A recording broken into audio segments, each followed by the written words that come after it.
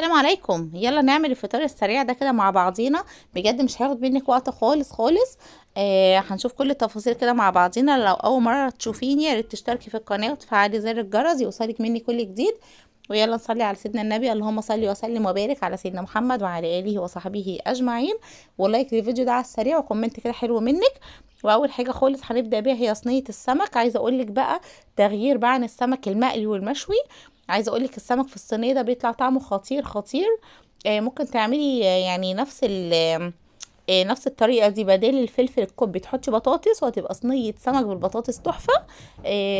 بس انا بحب اعملها السمك ده سمك زيت وليمون. بس بحط فرشه البصل سوري فرشه الفلفل دي عشان ايه ما يتلسعش مني يعني. عايزه اقولك بقى بصي بيبقى طعمه جميل جدا. يعني اي سمك هتعمليه بالطريقه دي هيجيب معاكي طعم سمك الدنيس الصراحه. يعني مش يعني لو عملتش بولش او بوري انسي طعمهم اللي انت متعوده عليه بالطريقه دي. الطريقه عباره عن ايه؟ حطيت فلفل كوبي وليمون دواير. وبحط توم وبصل بودر وبحط شويه توابل السمك. وبحط رشه كده بسيطه من الفلفل الاسود وطبعا الملح اساسي معاكي. وتقعدي تدعكي كل ده كده في بعضيه وبعد كده لسه هنعصر ليمون. يعني انت هتسيلك بقى نص كيلو ليمون كده وروقي على حالك. لان دي اكليه زيت وليمون فاساسي طبعا معاكي الليمون. وهنا طبعا بنكون جايبين السمك البوري بعد ما بتكوني شايله الصدف منه ومنضفه بطنه كويس جدا. وخلي بالك عشان الشوكه بتاعه البطن دي بيكون في تحتها يعني دم فاعمليها جامد كده بسكينه او بمعلقه يعني كده بحيث ان انت تطلعي ايه. بيكون في دم متكتل كده تحتيها عشان تاكلي حاجه نظيفه. اهم حاجه اللي بيدي طعم كويس للاكلايه اللي انت تكوني غسلاها كويس وما فيهاش اي زفاره سواء بقى فراخ او سواء سمك. اللي بيطلع معاكي الاكل تحفه اللي انت تكوني منضفاه كويس قوي. المهم هنا السمكية عملت فيها فتحات زي ما انتوا شايفين عشان تشرب برضو من الليمون وتشرب من التتبيله. وحاولي تدخلي كده ليمون في الفتحات دي برضو بتدي طعم جميل جدا. بس حاولي السمك ده تعمليه يعني قبل الفطار كده يعني بالظبط اللي انت تطفي عليه وتاكليه بحيث اللي انت ما تحطوش يسخن تاني او حاجه فممكن ينشف منك او يجلد. فاهمين قصدي؟ هنا بس بقلب كل السمك كده مع بعضيه. اهم حاجه السمك يشرب التتبيلات كلها كلها. عايزه اقولك توابل السمك مع السمك بتبقى حلوه قوي قوي قوي. يعني مش بستغنى عنها الصراحه. وبحط توابل السمك دي برضو في الرز الصياديه بيخليه في حته تانية خالص. دي توابل بتشترى من عند من فتح الله كده او من عند اي عطار يعني بتبقى سايبه يعني. المهم وحطيت شويه شبت كده فوق الوش برضو كان عندي قلت كده اقطعهم. وهبدا بقى ان انا اعصر الليمون وتحطي زيت. بس تحطي زيت ذره ما تحطيش زيت زيتون. حطي شويه زيت كده ايه محترمين برضو. والاكليه دي مش بتحطي طبعا فيها ميه ولا اي حاجه. هي بتسوي كده نفسها في نفسها. ممكن لو عايزه تقطعي بصلايه صغيره كده مربعات صغيره برضو عادي يعني مش بتغير في الطعم ولا اي حاجه. والسمك ده بحطه على الشراع على اول شراع خالص. مش بحطه بقى على في الفرن النار مباشره لا. بحطه على الشراع وتكوني مسخنه الفرن قبليها. اهم حاجه برضو عشان تحطي اي حاجه في الفرن لازم تكوني مسخناه من قبليها بفتره بحيث لما تحطي الحاجه ما تبقاش منزله ميتها كده وتبقى كأنها مسلوقه. فاهمين قصدي؟ بس يعني اهم حاجه في السمك ده برضو اللي انت بعد ما بتخلصيه بتحطيه برضو على الشوايه دقيقتين تلاتة كده بحيث ايه يشفشف كده من فوق الوش. وكان عندي كده شويه بطارخ برضو قلت احطهم كانوا جوه السمك. الصراحه السمك كان المره دي يعني كان ما شاء الله جميل وكان طازه وجميل. وحطيت شويه كمان توابل سمك تاني فوق الوش. بصي يعني كتري في التوابل ما تقوليش مثلا ده سمك احط له ملح وخلاص او شويه كمون لا. يعني كتري في التوابل. التوابل هتعزز لك الطعم جامد. وحطيت طبعا رشه فلفل اسمر فوق الوش على سمكتين. بس سبت سمكيه ايه من غير فلفل يعني عشان الاطفال وكده. وحطيت كده شويه الزيت زي ما انتم شايفين ولفي كل ده كده بورق الفويل بتاعك. وابدأي اللي انت حطيه في الفرن زي ما قلت لك على الشراعه من تحت خالص. اول شراعه ممكن ياخد معاكي يعني نص ساعه كده بالكتير حسب الفرن معاكي. وبعد كده دلوقتي هحطه وهبدأ بقى اللي انا اعمل هعمل الرز زي ما انتم شايفين كده اهوت.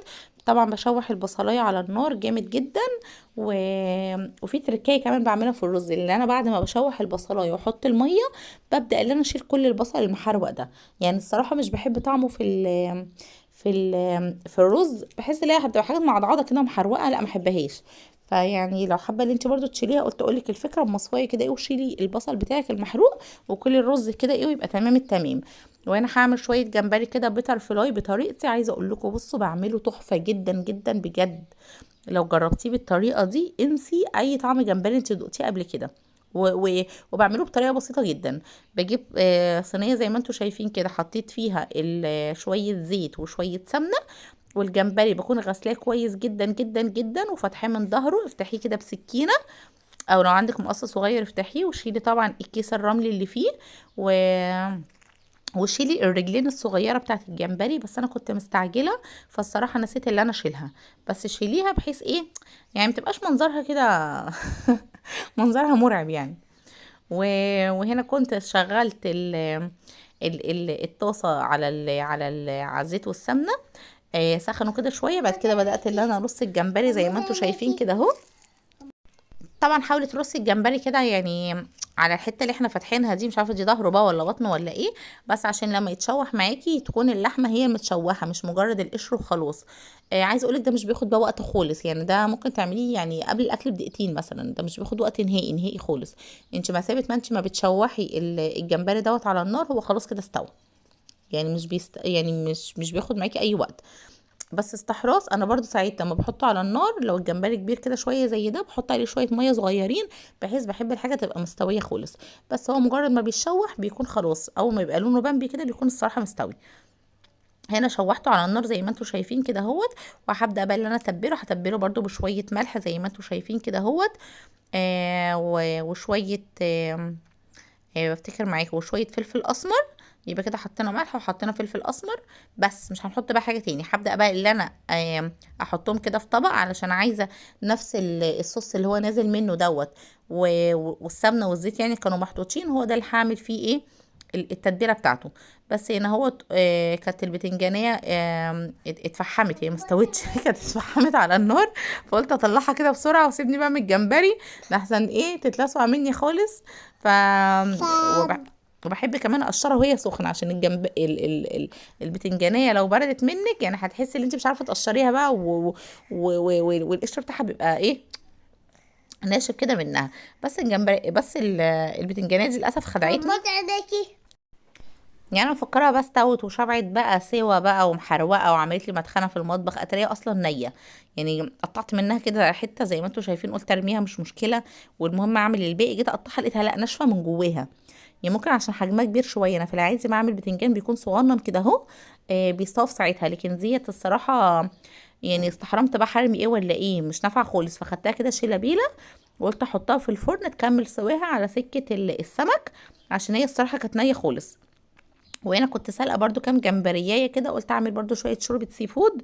آم، سلقاهم بطريقه عاديه خالص، وحاطه فيهم حته بصله وحته فلفل وطماطمايه وطبعا شويه ملح. وطلعت شويه اللي بحب اعملها مركزه يعني فاهمين، عمل شويه الشوربه الصغيرين دول.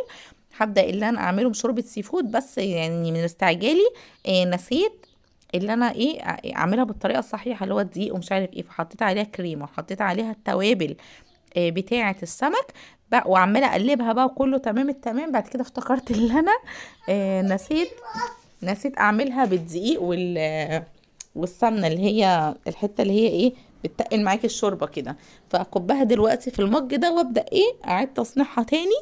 عايزه اقول لكم الواحد من الصيام خلاص بقى بينسى كل حاجه الصراحه، يعني كتر خيرنا اللي احنا واقفين اصلا في المطبخ.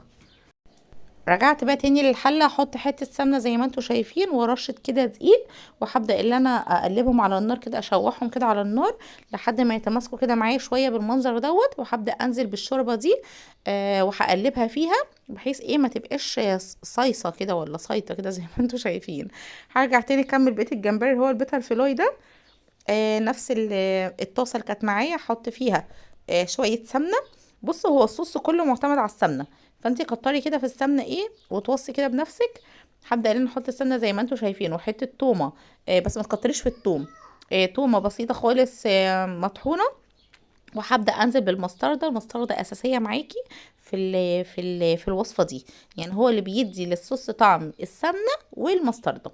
وهحط كمان كام ليمونيه كده برضو بيتعصروا. عايزه اقول لكم بصوا الصوص ده تحفه جدا بجد، يعني حتى لو عملتيه كده بس، وكان عندك مثلا شوفي قليه سمك بقى ولا اي حاجه ويعني حطيتي فيه فصفصتي السمك كده وقلبتيه فيه برضو تحفه.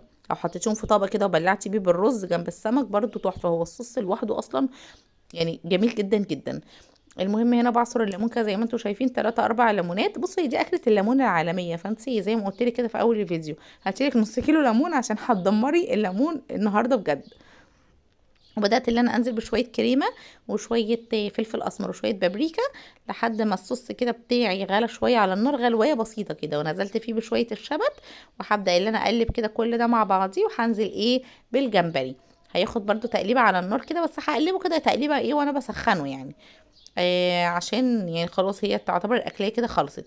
وهنا كانت البتنجانيه هي عايزه اقول لكم طلعوها يعني دوختني، بس حاسه برضو اللي هي يعني وانا باكلها ما كانتش مستويه قوي برضو، اللي هو برضو ايه مش حلوه خالص. كنت بعمل لكم هي مش حلوه اهي، حسيتها برضو كانت ناشفه من جواها. بس حاولنا نلقط فيها كده قدر الامكان الصراحه وخلاص يعني.